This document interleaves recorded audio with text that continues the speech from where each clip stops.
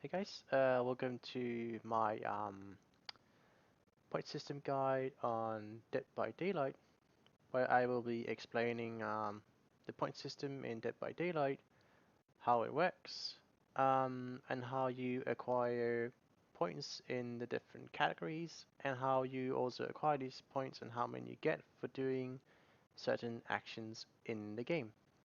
Now we obviously have objective in the left corner, then we have survival, altruism, and boldness.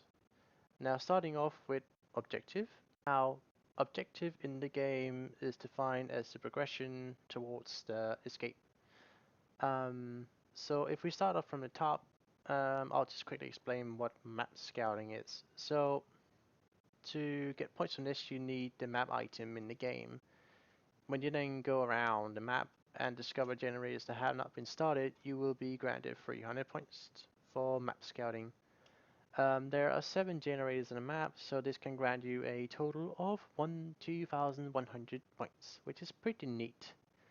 Um, Now there are more ways to get extra map scouting, and one of them is by having the black silk cord on as an add on the map, which will allow you to discover black lux, which will also grant you 300 points for discovering the trapdoor then.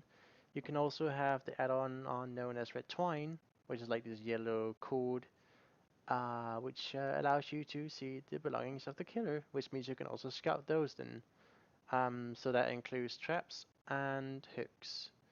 There are quite a lot of hooks in the map, so you will take a lot of points. You also get extra points for going down to the basement with that add-on. There are 4 hooks in the basement, so you will be granted a total of 1,200 points for doing that. So if you can, try and find the basement if you have this add-on on. Obviously, if you're playing against a trapper, then you will also be able to discover the traps, which is really useful. Not only will it grant you a lot of easy points, but you'll always be able to bring out the maps and then locate where his traps are, even if they are set or moved around. So let's move on to the generators, which is the core objective in the game.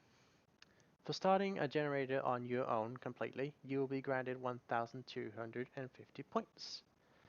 Now, this works so it goes from like 1 and then up to 1,250 points. That means if you go and start a generator that has already been worked on, you will only be granted so many points that you have been working on it. So if it's halfway done, then you will only get half points if you complete the rest.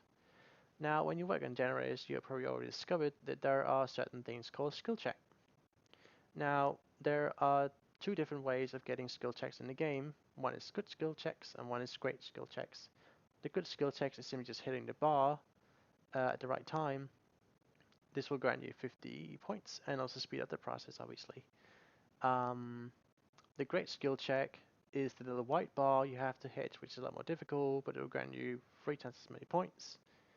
And it will also speed up the repair speed of the generator significantly.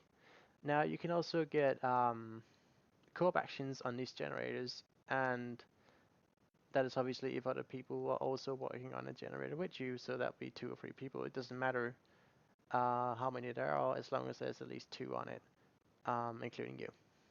So the co-op action is 50 percent extra point for doing the co-op actions. So if you and your buddy start on the same generator at the same time, you will be granted a total of 1,875 points both.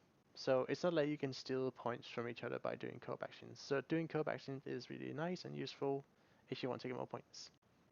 Now moving up to the hatch, which is the thing you can escape through in the game if you're the last survivor, and there are 3 or less generators left. Now if you have the skeleton key, obviously you can also skip through it once there are 3 generators left because it will spawn at that time. Now if you escape through the hatch, you will be granted 2,000 points. On top of that, if you open it with the skeleton key, you will be granted an additional 2,000 points extra, so that's a total of 4,000 points with the skeleton key. This is quite a lot. Now, you probably discovered that there are chests around the map, and opening these chests grants you a total of 250 points. Now, you do need to open them completely, and in this case, it does not matter if you have helped open it or not. If you go and open the chest at the very last point, you'll be granted 250 points. So you can sort of like steal it, I guess. Now for opening doors, the exit door once all the generators have been started will grant you 1250 points and works in the same way as the generators in the sense that if someone comes and opens it halfway through and you come and open it, you will be granted half the points. So it's not that you can just wait and then just do the last part and just gain the full points. Okay, so that's the objective category. Now moving on to the survival category. Now, survival is based on self-preservation, um, and that is, for instance, healing yourself, which can either be done through having a medkit or having the special perk that Mordet has on. Now, you get 300 points for healing yourself. Now, when you heal yourself, there are also skill checks, obviously, just like with the generators, and you can be granted plus 50 or 150 points. There are not co-op actions for healing yourself. Now, if you escape the match either through the hatch or through the main doors, you'll be granted 5,000 points for surviving. Once you have been hooked by a killer, you can obviously, you probably noticed, spam spacebar, which is fucking annoying. I do hope they find out a key for that, but that will then grant you points for how long you survive on the hook. So that'll be from 1 to 420, I'm not exactly sure, but it's somewhere around 400 points basically. Now, should you be lucky enough to unhook yourself, this will grant you 1,500 points.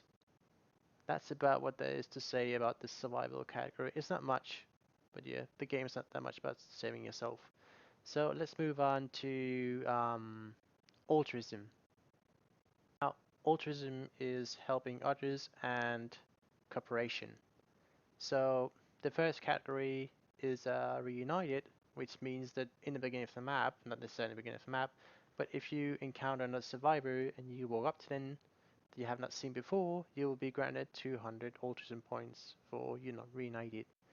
Now, you can also heal other survivors if they are downed or injured by walking up to them and pressing mouse button 1. Now for healing a survivor, you will be granted 400 points, which is 100 points more than if you actually heal yourself. I did not list this in the scheme right here, but there are also co-op actions in healing survivors.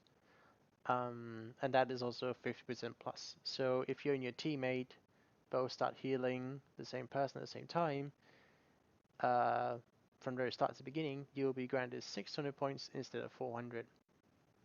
Now, distraction is, for instance, if the killer is chasing someone and then he changes to direction to chase you, or if you're nearby and he hits you with the axe instead of the other guy, you'll be granted 250 points. Assisting is a bit tricky because it's basically if someone is injured or down and you walk up to them as like you're coming forth to them, you will be granted 250 points. I also believe that if someone is hooked and you start walking up to them, you will also be granted 250 points because you attempt to go help them. That's usually why you walk up to the hook unless you want to kill them, which is kind of nasty. Now, if you unhook a survivor, you'll be granted 1,500 points, which is a lot of points for unhooking someone. And on top of that, yeah, it just grants a lot of points basically. That is altruism, obviously helping other people. Now, there's no co-op actions in assisting, unhooking, and being reunited, obviously. So let's move on to boldness, which is the last category I'm going to talk about. So boldness is doing risky actions and taunting the killer. So the first one is called being bold, which is basically being in the presence of the killer without actually getting discovered. This can vary from 0 to, I don't know how high actually, but I assume quite high if you manage to stay in his presence without getting discovered for quite long. I don't think it has an actual counter on it. Next one is stun the killer. I'm sorry for this picture, it's a bit shabby crabby, but it will grant you 1,000 points for stunning the killer, and you stun the killer by knocking a wooden pallet on him, which can be found around the maps. The next one is blind the killer, which you need a flashlight for, and it can be a bit tricky to get the blind, but it can be done. Should you succeed, then you will gain 800 points for blinding the killer. Now you can also get something called killer burn. I'm not exactly sure how this works. If it is just the fact that the killer is blinded for a longer time by pointing a flashlight at him for a longer time or closer. I got this achievement or like this point counter by blinding a cloaker that was cloaked and he got uncloaked when he was blinded. So maybe that has something to do with it. Not entirely sure here, but it's possible. Next one is being chased. So yeah, it's in the word being chased by the killer for X amount of time. And this is like a counter, so it goes from like 0 to whatever. And it can probably go higher than 1000 for sure. Now, should you escape the killer, this will grant you 250 points. And this is a stationary um, points, so you won't get more for escaping. The next one is sabotaging, which means basically ruining stuff for the killer. So should you go sabotage a hook, you'll be granted 1000 points. Um, Doing this is also way faster than doing the generators. It's like twice as fast, if not more. And it basically disables the hook. You can also disable traps, and these will grant you not disable, sorry, sabotage traps. This will grant you 500 points. Now, when you do the sabotage, there are skill checks, and just like all the other skill checks, there are 50 and 150 you can get. One for good and one for great skill checks. You can also disarm traps, which will grant you 300 points, and then the traps can be armed again by the killer.